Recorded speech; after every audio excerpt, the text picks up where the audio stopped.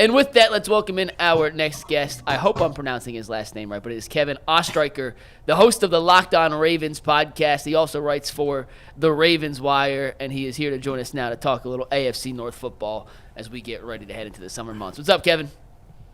You got it right. First time. I'm impressed. People just give up and say ostrich, so I give you a lot of credit. That's impressive, Mike. Way to go. As someone who has a long last name myself, I'm always impressed when people couldn't correctly pronounce long names. Kevin, were you surprised at all how good a season Lamar Jackson had? Because obviously he won the MVP a few years ago, but the 2 years following that, I thought he was a big disappointment. He was hurt. I don't think he played particularly well those 2 years. And then he bounced back, and I thought had even a better season than he did his first MVP season. Were you surprised he was that good, or do you think the contract just kind of helped work everything out? What do you believe about that situation? Yeah, I think people definitely expected a jump from Lamar, but the way that he performed was incredible. He took a leap in almost every category, and you're right, compared to his 2019 MVP, it was different. I think the contract situation, though, it helped out. The past 2 years before, there was a lot of distraction, essentially. Lamar and the Ravens, Eric DeCosta and company, they were like, all right, we're going to table the contract talk. We're not going to think about it. But, I mean, you're thinking about it. You can't really not think about that, especially for both sides. Lamar, he gets hurt those 2 seasons, and it was a huge, I don't want to say make or break year because, that's going a little extreme. But to me, it felt like once the contract was agreed upon, you could just let go if you're Lamar, and you could just focus on football. And there was a lot of controversy when he got injured the year prior of, is he just sitting out because he's trying to play it safe for the deal? Is he trying to not make something worse? And there were all these narratives. There was a bunch of talk about, does he want a fully guaranteed deal? And I know the Deshaun Watson contract, there was a lot of conversation about, was he pining for something along those lines? But Lamar impressed in a bunch of different ways last season, both as a runner and as a thrower, and took steps that I think a lot of people knew he could take, but it was great that he did it when he did because Baltimore needed it in the regular season. Obviously, we know how the championship game went, but the strides that he made were great. Hey, Kevin, so Browns versus Ravens in Baltimore. We make a lot in Cleveland of the second half performance of one Deshaun Watson. I need you to be very honest, very transparent. From somebody who covers the Baltimore Ravens, what's your thoughts on Deshaun Watson and that second half and on Deshaun Watson going forward this year? Yeah, well, to start with the game, the Ravens lost 4 games last year. The Week 18 game to Pittsburgh was one where they rested their starters, but they played the Colts and the Steelers early in the season. The Ravens themselves lost those games with mistakes. The Cleveland game, I think Cleveland took that game from the Ravens. They out-physicaled Baltimore, and I give them a lot of credit, particularly Deshaun Watson, for that performance. I think a lot of people in Baltimore, the way that game started, it was okay. Baltimore might have this one in the bag, but Deshaun Watson led that team back, and it felt like Cleveland just wanted it more. And so here in Baltimore, when we talk about each loss Baltimore had, I always look at that Cleveland one and said, you know what? You got to give Cleveland their props for what they did, particularly Deshaun Watson on that shoulder. And now moving forward for him, I mean, we know he's a talented player, but to me, he has to be the key to unlock this offense. They go out there and get Jerry Jeudy this offseason and pair with Amari Cooper and some of those other wide receivers. You have the weapons around you now. David Njoku is one of my favorite tight ends in the league, and it's unfortunate he plays in the AFC North because of how much I like him. But this is Deshaun Watson's team. You have Jameis Winston now. You bring in Tyler Huntley and Dorian Thompson-Robinson as well. But this is Deshaun Watson. And so make or break year feels a little extreme, but I do think this is a really important year for him because at the end of the day, you're paying him all that money if you're Cleveland. You gave up so much draft capital for him. He has to play like a top quarterback in the league in order to have that deal really feel like it works out for you because, again, with how much, not even just capital in general they invested, the play has to be better than we've seen. And hopefully, with a couple added weapons, he can do it for Cleveland, but just maybe not against Baltimore for me. Do you think there'd be any difference in the defense with Zach Orr in charge over Mike McDonald, or is this still the same scheme, same unit? It's going to be probably pretty similar. Baltimore, I think, made the right decision by going internal, and we knew that they were going to lose a lot of guys on the coaching staff. Obviously, the way that it happened wasn't wonderful for them. The thing that's different between Orr and McDonald is coming into their first NFL job, they're both younger coordinators, have a lot of potential, but McDonald went away to Michigan for that season and had a great year under Jim Harbaugh. Zach Orr has no play calling experience at all. He played 3 years in the NFL, 3 years as Baltimore's inside linebacker, and actually made an all-pro team his last year. But in terms of being a coach and play calling there, he has none of it. Not high school, not college, and not the pros. So with the way the Ravens schedule starts, obviously they play Kansas City in week 1. There's no leeway period for him at this point. Like, Baltimore has to get off to a strong start. They have 3 different stretches in their schedule this season. They're just gauntlets. So to me, you lose Patrick Queen, you lose Geno Stone, a bunch of guys go to division rivals and elsewhere. They're going to be relying on a lot of young talent this year, but the crazy part is that that's also on their coaching staff, where Zach Orr's coming in. He's 31 years old as a defensive coordinator, so he could still be playing today if not for that injury that had to cut his career short. So he's a talented player, he was, and a great football mind, but there has to be just, he jumps in and is successful. Baltimore can't afford to have any, hiccups. There'll probably be some. I'm not going to say it's going to be perfect, but it just has to be limited for him. So I think it'll work, but you got to take the ups with the downs for him early, especially with him not having experience play calling.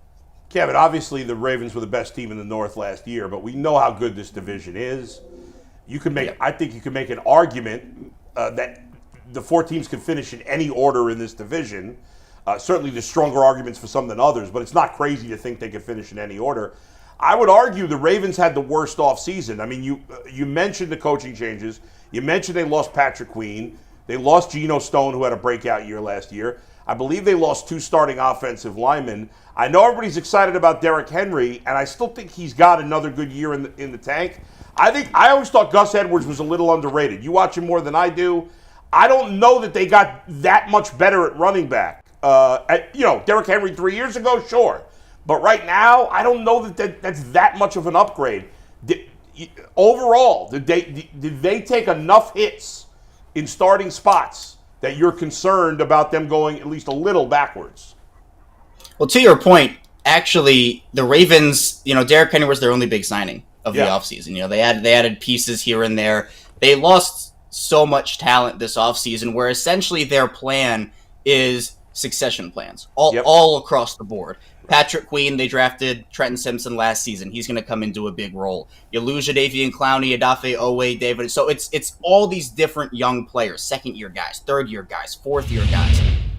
They have to step up if the Ravens want to have a shot to win this season.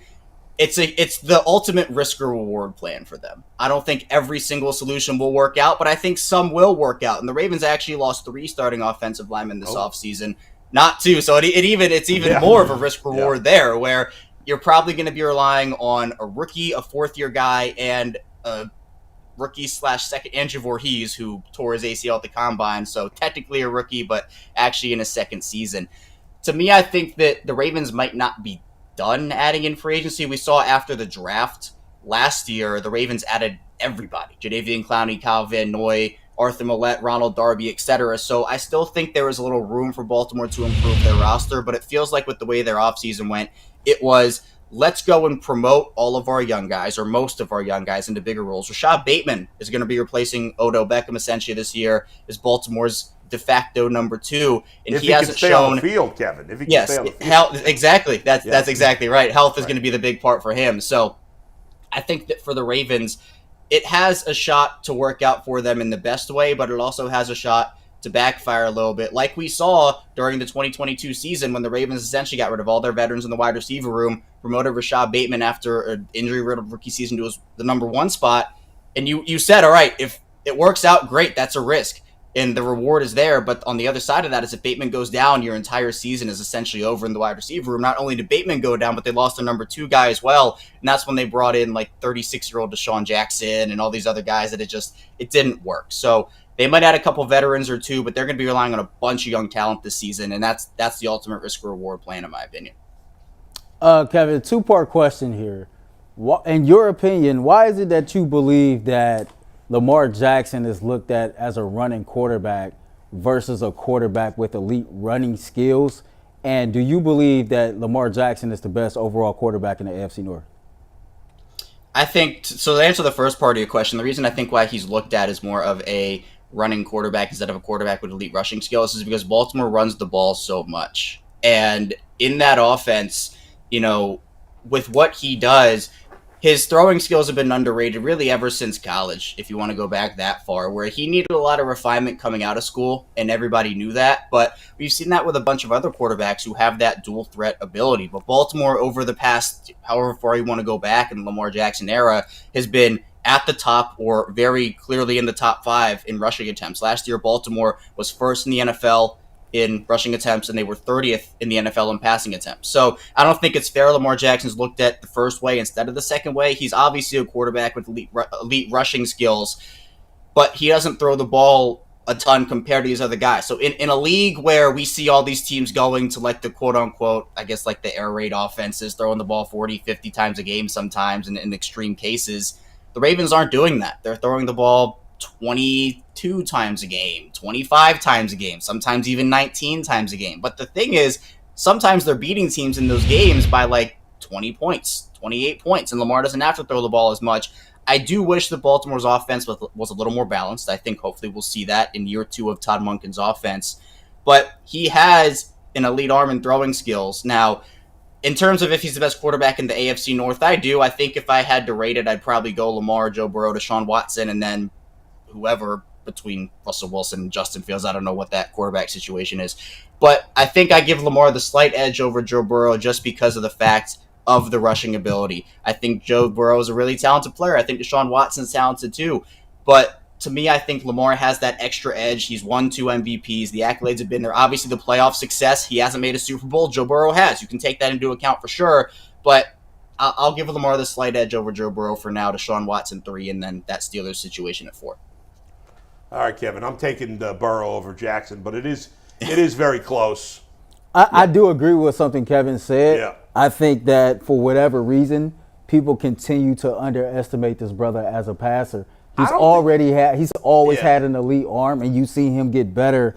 I think his completion percentage went up in college the year after he won the Heisman. I just think that the knock on him, and as far as his passing ability, I just think it's unnecessary sometimes. I just don't buy that that's really much of a thing anymore. I still think it is. I think the majority of football, of like knowledgeable football people, maybe fans, I don't know. But I don't know. Lamar Jackson's an excellent quarterback, but I think most teams in the NFL would take Burrow over Lamar Jackson. I wouldn't. Okay. I wouldn't. I don't know. I think it's really close. Oh, it's close, definitely. Yeah. But I think now they've both been injury prone. But I just think in the long run, I think Burrow is more likely to last longer than Lamar. And obviously Lamar's a much better runner than Burrow, but I think as an overall quarterback, I think Burrow's a little better than Lamar. A little bit. Not by a lot, but there you go. Anyway, we'll see how their careers play out. Yep. If I'm a team, you'd love to have either of them, of one, course. yeah. Kevin, thank you, man. We appreciate it. Good job. Appreciate you. Thanks so much, guys. Take care. Awesome.